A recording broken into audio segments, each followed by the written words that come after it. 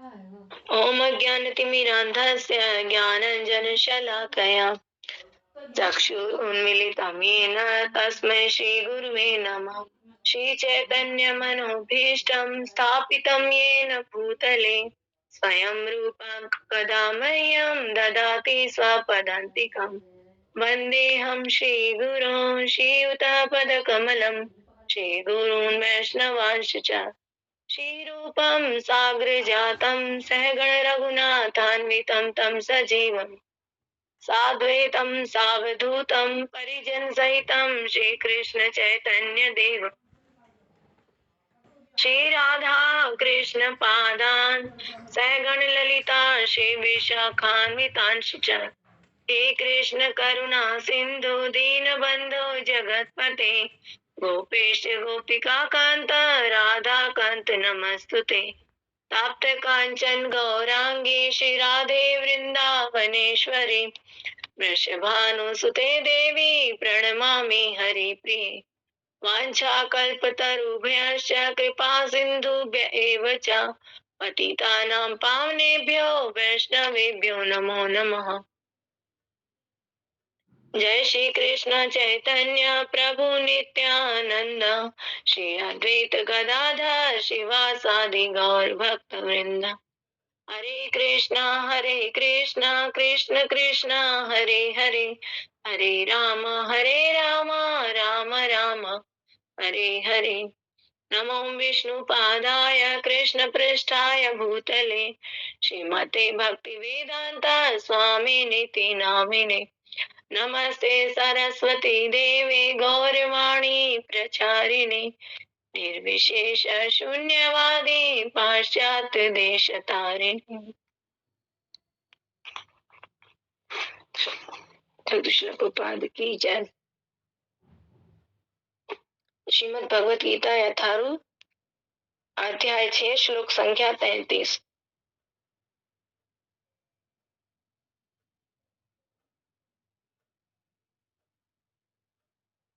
अर्जुन उवाच योऽयं योगस्त्वया प्रोक्तः साम्येन मधुसूदन एतस्याहं न पश्यामि चञ्चलत्वात् स्थितिं स्थिराम्। शब्दार्थ है अर्जुन उवाच, अर्जुन ने कहा, यह पद्धति योग योग त्वया तुम्हारे द्वारा प्रोक्तः कही गई साम्येन सामान्यतया मधुसूदन हे मधु असुर के संहर्ता एतस्य इसकी अहम मैं ना नहीं पश्यामी देखता हूँ चंचलत्वात् चंचल होने के कारण स्थिति को स्थिराम स्थायी।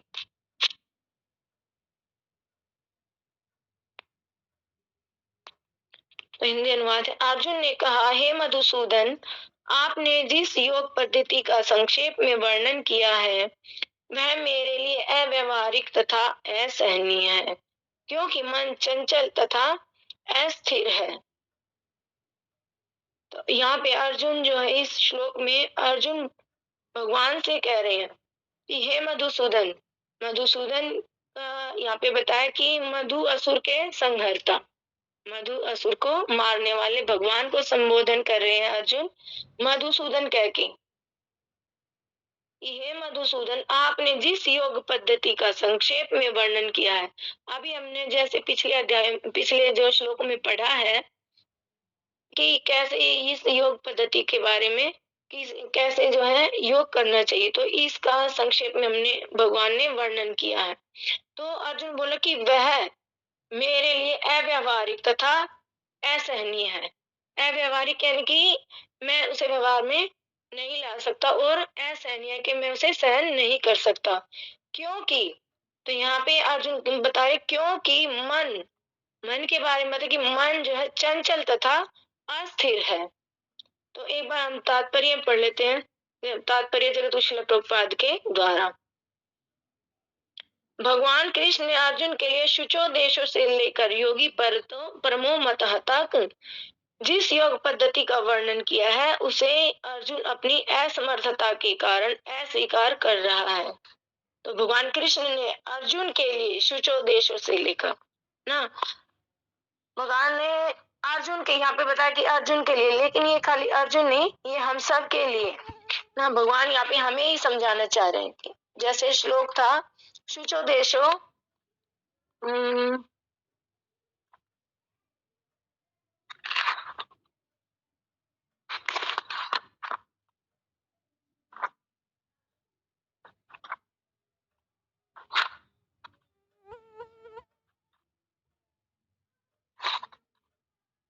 तो शायद 27वां श्लोक है ना, शुचो देशों से।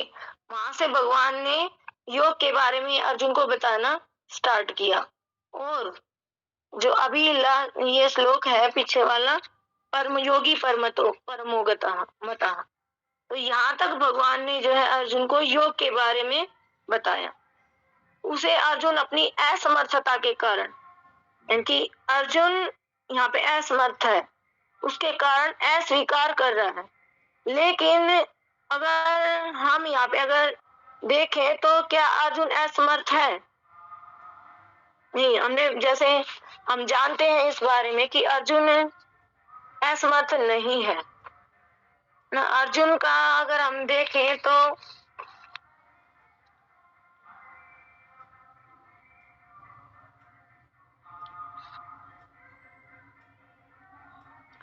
जो अर्जुन का जो चरित्र है ना, अर्जुन ने का जो चरित्र बताया गया, क्या हम उस चरित्र तक पहुंच सकते हैं ना कि अर्जुन में कितने सारे गुण हैं।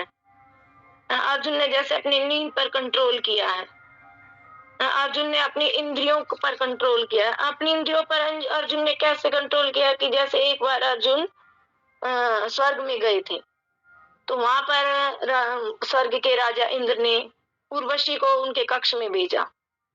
तो उर्वशी ने अर्जुन को बोला कि आप जो है, मैं आपके लिए यहाँ पे आई हूँ, आप मेरा भोग कर सकते हैं। तो उस पर अर्जुन ने क्या कहा था कि नहीं, मैं आपका भोग नहीं कर सकता। अगर उर्वशी को हम देखें तो उर्वशी पूरे ब्रह्मांड में सर्वश्रेष्ठ सुंदरी है ना। और उर्वशी ने कहा कि अर्जुन जो है, मैं तुम्हारे लिए आई हूँ और तुम मेरा भोग करो। तो अर्जुन ने कहा कि नहीं, तुम कैसे हो, मेरी माँ के समान हो। क्यों? क्योंकि अर्जुन ने बोला कि हमारे कोई पूर्वज रह चुके हैं उरुरवा नाम के, तुम उनकी पत्नी रह चुकी हो पहले। तो उस समय और उर्वशी ने क्या बोला था अर्जुन को कि ये सब जो है ना पृथ्वी के नियम है, ये यहाँ स्वर्ग के नियम नहीं है। तो अर्जुन, तुम जो चाहो तो अगर मेरा भोग कर सकते हो। तो अर्जुन ने कहा नहीं, तुम अगर अगर हम ये सोचे कि अर्जुन का चरित्र ऐसा रहा कि अर्जुन ने अपनी इंद्रियों पर ऐसे कंट्रोल किया, क्या आज के युग में हम अपने ऐसे, आज अगर हम देखें तो कि अगर किसी भी के पास अगर ऐसे हो, कोई विश्व सुंदरी आ जाए या कोई भी आ जाए, तो क्या वो कंट्रोल कर पाएगा? वो आगे से बोले तो क्या कोई कंट्रोल कर पाएगा? तो यहाँ पे हम देखते हैं कि अर्जुन ने अपनी इंद्रियों को कैसे कंट्रोल कर रखा था, है ना। और क्या हम इस इतने सारे लोग हैं, क्या इस चरित्र तक हम पहुंच सकते हैं ना? तो यहाँ पे देखे तो अर्जुन में और भी बहुत सारे बड़े बड़े गुण हैं। अर्जुन ने जैसे अपनी नींद को वश में किया ना, अर्जुन ने अपनी नींद पर कंट्रोल किया ना। और इंद्रियों पर तो कोई कंट्रोल कर सकता है अगर हम देखें तो। क्या हम अपनी नींद पर कंट्रोल कर सकते हैं? नहीं कर सकते हैं। जैसे कि अभी हुआ कि हमें अगर 2 दिन तक अगर बोला जाए कि 2 दिन तक तुम जगो, तो क्या हम जग पाएंगे? नहीं जग पाएंगे हम, क्योंकि अगर ये मैंने अनुभव किया जस्ट ही परसों कि मेरे को पूरी रात भी जगना पड़ा 2 दिन और पूरा दिन भी जगना पड़ा। तो ऐसा मेरा हाल हो गया था कि जैसे बहुत ज्यादा बीमार है। तो ऐसा मेरे को ऐसा लगता है कि कोई भी हम नींद को कंट्रोल नहीं कर पाएंगे, चाहे हम थोड़ा सोए, लेकिन पूरी तरह से नींद को कंट्रोल कोई नहीं कर सकता। तो अर्जुन ने ऐसा किया, अर्जुन ने अपनी नींद को कंट्रोल में किया ना। और अर्जुन ने शिव जी को परास्त तो नहीं हम बोल सकते, क्योंकि शिव जी तो ऐसे हैं कि उनको कोई परास्त नहीं कर सकता। तो शिव जी का सामना किया अर्जुन ने, है ना। शिव जी से द्वंद्व करके उन्हें पशुपातास्त्र प्राप्त किया और ये सब इसीलिए होना क्योंकि अर्जुन जो था वो संयमी था, और सबसे बड़ा गुण जो अर्जुन का, वो अगर हम देखें तो वो भगवान के मित्र भी हैं और भगवान के सखा भी हैं, और भगवान के परम मित्र और परम सखा भी हैं, और सबसे ज्यादा वो भगवान के भक्त हैं। तो इतने गुण होने के बावजूद भी अर्जुन भगवान को बोल रहे हैं कि ये नहीं होगा, है ना, चंचलत्वा स्थितम स्थिराम। और इससे पहले जैसे भगवान बोल रहे हैं कि अर्जुन बोले कि ये मेरे लिए अव्यवहारिक और असहनीय है, मैं इसे सहन नहीं कर सकता, इस योग को कैसे कोई कर सकता है ना।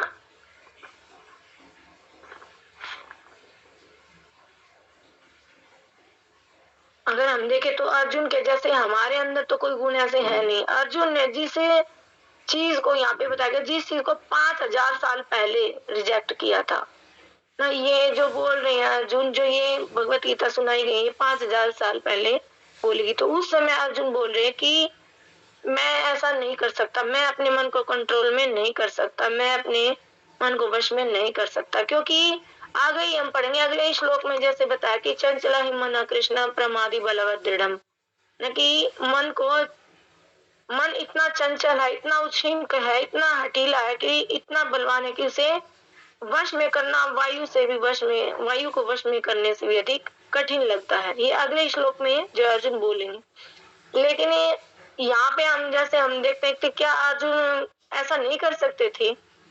उस समय तो इतना शांत माहौल था। आज की स्थिति के ओपोजिट अगर हम देखें तो आज तो अगर हमारा मन टीवी में लगा है, टीवी है, इतने सारे मनोरंजन के साधन है, इतना कुछ आज के भौतिक संसार में है। लेकिन क्या पहले ऐसा हुआ करता था? इतना कुछ नहीं था, इतना शांत माहौल भी हुआ करता था। उस समय क्या इतना मुश्किल था मन को कंट्रोल करना, मन को वश में करना ना? तो वहां पर जो है 5000 साल पहले अर्जुन बोल रहे हैं कि ऐसा नहीं हो सकता, मैं इतना नहीं कर सकता। और जैसे कि आज अगर हम देखें हमारा मन कैसे भाग जाता है, इतनी भौतिक चीजों में भी लोग लगे हैं ना। आज के इस भौतिक संसार में हर एक भौतिकता में लोग इतने फंसे हुए कि मन तब भी उनका भाग जाता है। अगर मूवी देखने गए हैं तो भी हम देखे मूवी, वहां से अगर कोई ऐसा मन में ख्याल आया तो वहां से भाग लिया ना। पढ़ाई कर रहे हैं अगर बच्चे तो वहां से मन कहीं और चला जाता है। बिजनेस है अगर कोई कर रहे तो वहां से मन हमारा भाग जाता है ना। या घर का भी अगर हम कोई काम कर रहे, करते करते कहीं और हमारा मन चला जाता है। खेल में अगर बच्चे खेले तो वहां से मन भाग जाता है। अर्जुन ने तो ऐसे थे कि अर्जुन ने कितना अपने मन को कंट्रोल किया। हम यहाँ से भी देख सकते कि अर्जुन जब द्रौपदी के स्वयंवर में गए थे और वहां पर बोला गया था कि द्रौपदी से स्वयंवर वही कर सकता है, जो विवाह वही कर सकता है जो ये मछली की आंख को भेज सके। तो मछली की आंख को वो भी जल में देखकर क्या कोई भेज सकता है? उस समय भी इतना मुश्किल था, मुश्किल क्या नामुमकिन ही था कि कोई मछली की आंख को जल में देखकर, और वो भी घूम रही थी उस समय, मछली की आंख को कोई भेज दे। लेकिन अर्जुन ने अपने मन को, अगर अर्जुन का मन कंट्रोल था वहां पे अगर हम देखें, तभी तो वो उस आंख को भेद पाए ना। वरना तो आज अगर हम देखें तो मन हमारा कितना उच्छृंखल है ना।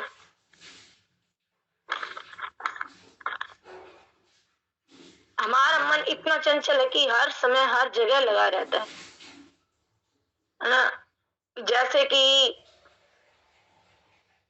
अगर हम ये कहें कि अगर हमारा हाथ हिलता रहेगा तो क्या हम सुई में धागा डाल सकते हैं? नहीं ना।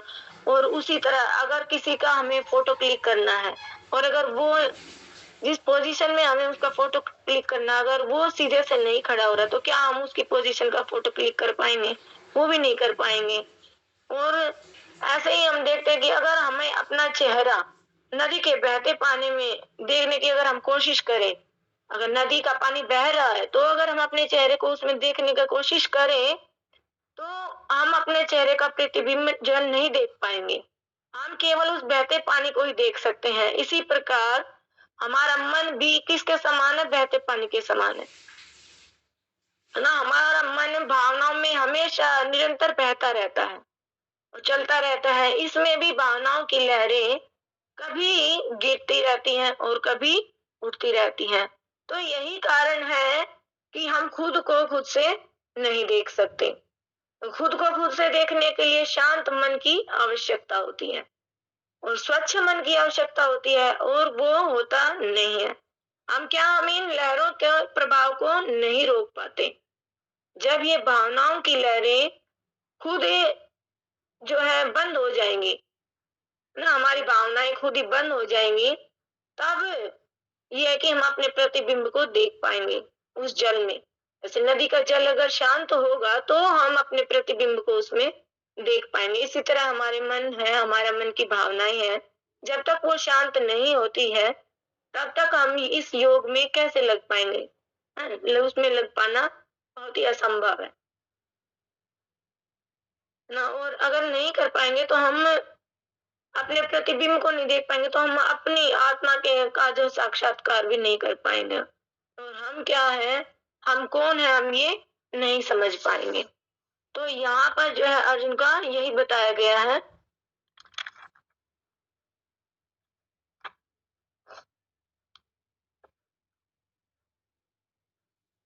कि अर्जुन का मन जो है जब उस मछली की आंख को भेद रहे थे तो वहां पर अर्जुन का मन स्थिर था ना। और अर्जुन जो है द्रौपदी को स्वयंवर में जीत लिए, तो भी यहाँ से हम देख सकते हैं कि अर्जुन जो है कितना संयमित रहा होगा ना। तो यहाँ पे जो है अर्जुन कह रहा है कि यहाँ पे कि नहीं होगा, मेरे से नहीं होगा ना। भगवान को बोल रहे अर्जुन कि नहीं होगा, क्योंकि मेरा मन अस्थिर है और ये असहनीय है। तो अगर हम यहाँ पे देखें कि अर्जुन ये बोल रहा है, अब हमने जितना भी देखा, जितना भी हमने पढ़ा कि अर्जुन तो खुद से ही सब कुछ संयमित कर सकते थे, अपने मन को विवश में कर सकते थे। अर्जुन क्या ऐसा है, अर्जुन के अंदर इतने गुण है, क्या वो इतना मन को अपने वश में नहीं कर सकते थे? कर सकते थे। लेकिन अगर यहाँ पे हम श्लोक में देखें तो ये सब किसके लिए अर्जुन कह रहे हैं? ये सब हमारे लिए कह रहे हैं कि हमारा मन इतना उच्छृंखल है कि हम नहीं आज इस संसार में नहीं कर पाते हैं। हमारा मन एक काम में अगर लगा है तो दूसरी साइड हमारा मन तुरंत भाग जाता है। हम अगर देखें तो हमारा मन, अगर हम जप में भी लगे हैं, तो मेरे साथ तो ऐसा हुआ है कि मैं अगर जप करने के लिए बैठती हूँ तो कभी ऐसा नहीं हुआ कि हमने अपनी 16 माला पूरी एक जगह अपना मन टिका के किया हो। हर जगह हर समय अगर हम देखें तो हमारा मन भागता रहता है। तो कुछ भी काम करने के लिए अगर हम बैठे तो हमारा मन एक काम सेट कर दूसरी जगह चला जाता है। हाँ, तो अगर हम जैसे जप कर रहे होते हैं तो जप अगर हम मुंह से बोल रहे हैं, जप करते हैं हरे कृष्ण कृष्ण कृष्ण हरे हरे, हरे राम राम राम हरे हरे, लेकिन हमारा मन ये सोच रहा होता है, ओ आज मेरे को ये जप करने के बाद ये करना होगा, वो उधर उसने कल ये किया था, ये किया था, तो हमारा मन जो है कहीं ना कहीं भाग रहा होता है। हम अपने मन को टिका नहीं पाते हैं। तो यहाँ पे यही है कि हमें यही बताया जा रहा है कि अर्जुन ये सब जो हमारे लिए पूछ रहे हैं, हमारे लिए बता रहे हैं, हमारे लिए ही कह रहे हैं, क्योंकि अर्जुन ऐसे कर सकते हैं, अर्जुन अपने मन को वश में कर सकते हैं, क्योंकि अर्जुन भगवान के भक्त हैं, है ना। हमने बताया कि सबसे बड़ा गुण अर्जुन का क्या हो, भगवान के भक्त है। और भक्त हमेशा दूसरों के लिए करते हैं, दूसरों के लिए सोचते हैं कि हमारा तो है कोई नहीं, उनका भी भला हो जाए।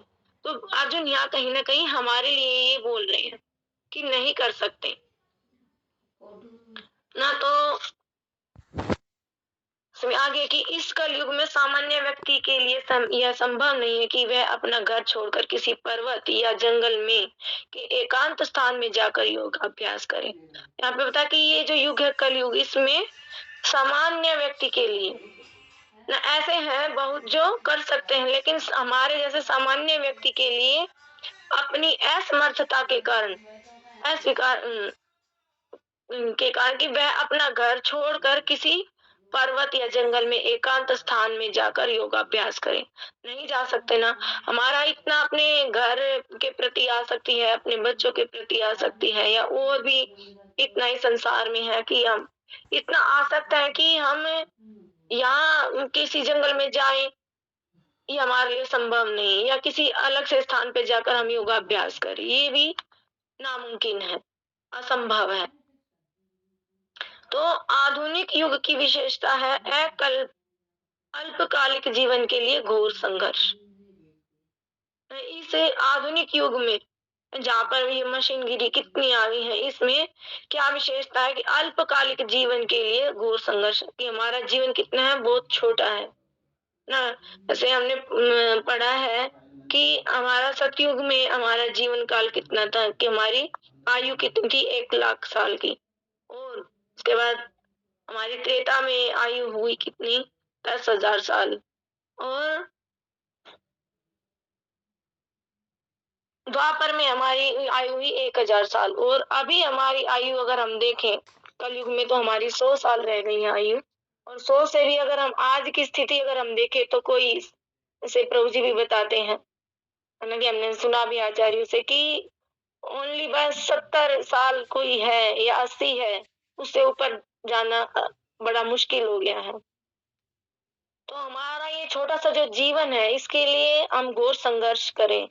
तो क्या कि लोग जो है ना सरल व्यवहारिक साधनों से भी आत्म साक्षात्कार के लिए उत्सुक या गंभीर नहीं है, तो फिर इस कठिन योग पद्धति के विषय में क्या कहा जा सकता है कि लोग सरल व्यवहारिक, हमें कितना सरल विधि जो है दी गई है कि हम 4 नियमों को फॉलो करें ना, और भगवान का नाम जप करें ना, लेकिन हम वो इतनी सरल विधि है, जैसे हम अगर 4 युग की विधि देखें तो उसमें कितना मुश्किल था ना कर पाना, भगवान को, भगवान की भक्ति कर पाना, भगवान को प्राप्त करना, लेकिन आज तो इतना सरल हो गया है।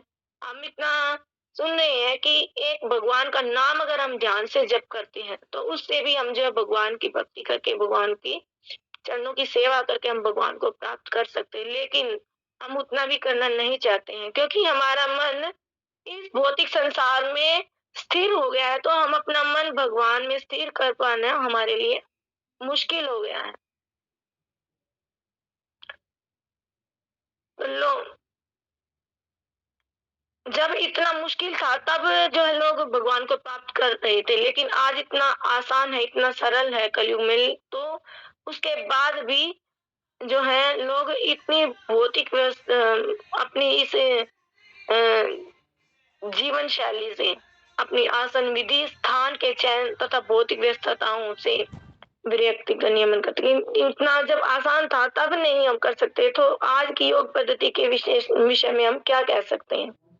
आज क्या हम वैसे योग कर पाएंगे जैसे पहले जो है इतने महात्मा हुए, इतने अच्छे से योग किया करते थे, है ना, बैठे रहते, कई कई कई सालों तक योग किया करते थे, कई कई साल तक एक जगह से वो हिलते नहीं थे, ना खाना था ना पीना था। क्या आज वो कर सकते हैं? हम नहीं कर सकते हैं।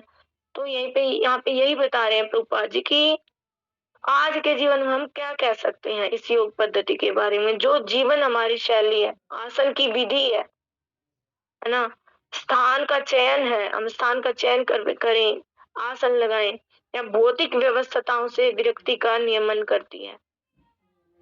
और व्यवहारिक व्यक्ति के रूप में अर्जुन ने सोचा कि इस योग पद्धति का पालन असंभव है। एक व्यवहारिक व्यक्ति के रूप में अर्जुन ने सोचा ये कि इस योग पद्धति का पालन असंभव है, क्योंकि अर्जुन तो के लिए तो असंभव नहीं है, ये सब हमारे लिए, व्यवहारिक व्यक्ति के लिए के रूप में अर्जुन ने ये सोचा कि इस योग पद्धति का पालन असंभव है, भले ही वह कई बातों में इस पद्धति पर खरा उतरता है। वह राजवंशी था और उसमें अनेक सद्गुण थे, वह महान योद्धा था। तो यहाँ पे बता रहे ना प्रभुपाद जी भी कि वो राजवंशी थे और उनमें अनेक सद्गुण थे, एक नहीं अनेक सद्गुण थे, और वह महान योद्धा था, वह दीर्घ आयु था, और सबसे बड़ी बात तो यह है कि वह भगवान श्री कृष्ण का घनिष्ठ मित्र था। तो सुंदर तरीके से जो है प्रभुपाद जी हमें बताने का प्रयास कर रहे हैं इतना सुंदर बताया है प्रभुपाद ने कि अर्जुन जब भगवान श्री कृष्ण का घनिष्ठ मित्र था और 5000 वर्ष पूर्व अर्जुन को हमसे अधिक सुविधाएं प्राप्त थी। मैं बताया जैसे हमने अभी चर्चा भी की कि 5000 वर्ष पूर्व अर्जुन को हमसे अधिक सुविधाएं प्राप्त थी। कितनी मतलब उस समय पे कितनी सुविधाएं थी ना, हर एक चीज के लिए तो समय होता था। आज की अगर तुलना में हम देखें, आज के समय की तुलना में, तो 5000 वर्ष पूर्व तो अच्छा समय भी था, अच्छी सारी पद्धतियां भी थी ना, कितना कुछ था भगवान को पाने के लिए। लेकिन आज तो इतना हम नहीं कर पा रहे, हम अपने मन को स्थिर नहीं कर पा रहे हैं। उस समय तो हो सकता था, क्योंकि उस समय भगवान का ध्यान लगाना बहुत आसान था। तो उस समय के भगवान जब अर्जुन बता रहे हैं कि उस समय अगर नहीं कर पाए तो आज की स्थिति के लिए तो कहना ही क्या, कि कैसे कर पाएंगे सब लोग।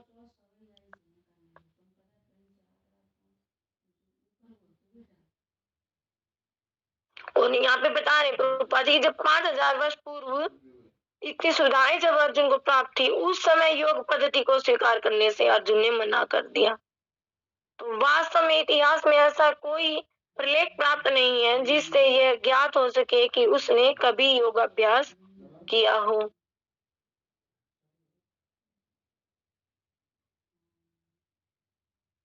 अतः इस पद्धति को इस कलयुग के लिए सर्वथा दुष्कर समझना चाहिए।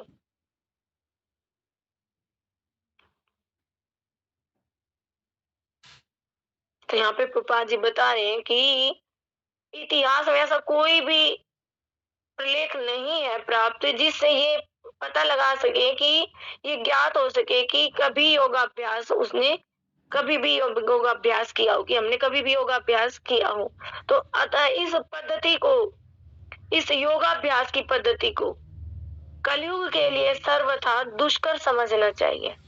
न कलयुग में योग पद्धति को बहुत दुष्कर समझना चाहिए, क्योंकि अगर हम देखें तो योगाभ्यास, अगर आज के समय में हम देखें क्या योगाभ्यास रह गया है ना, कि आजकल योग के नाम पर क्या स्टूडियो खुले हुए हैं, कि योगा स्टूडियो है ना।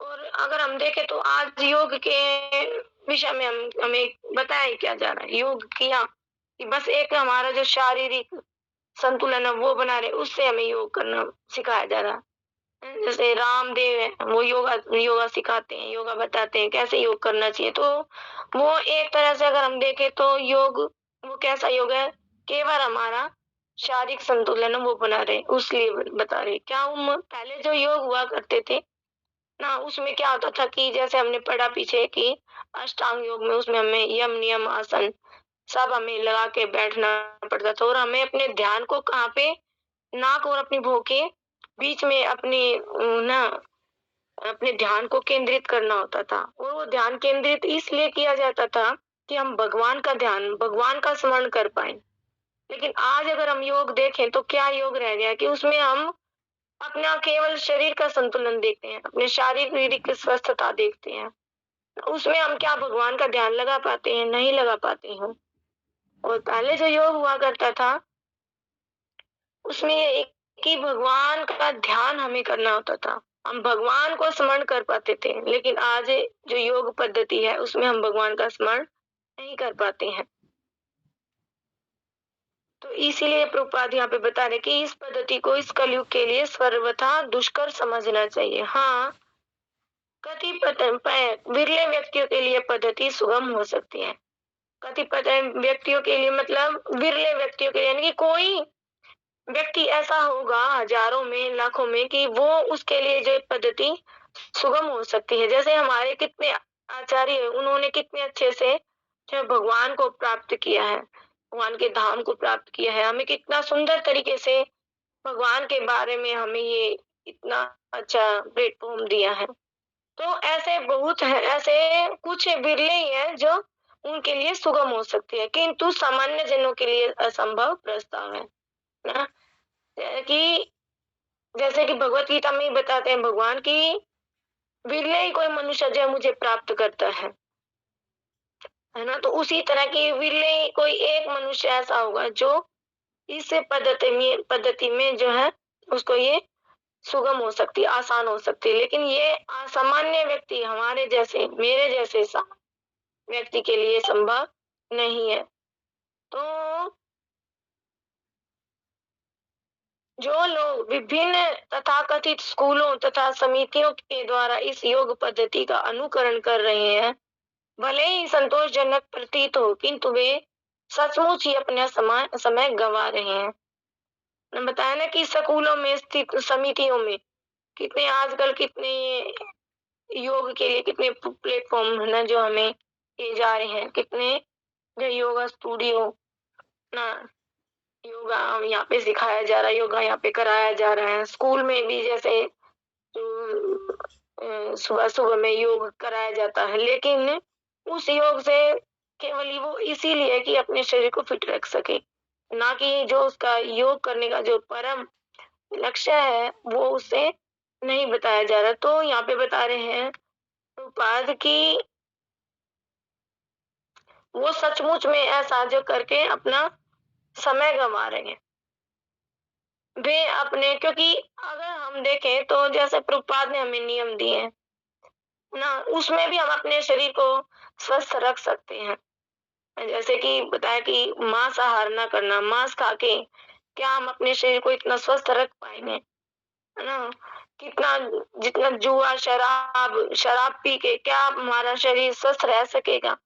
लेकिन आज के युग में हम देखें तो बहुत से मतलब इतना ये नशा हो गया है, उससे हम अपने शरीर को गंवा रहे हैं।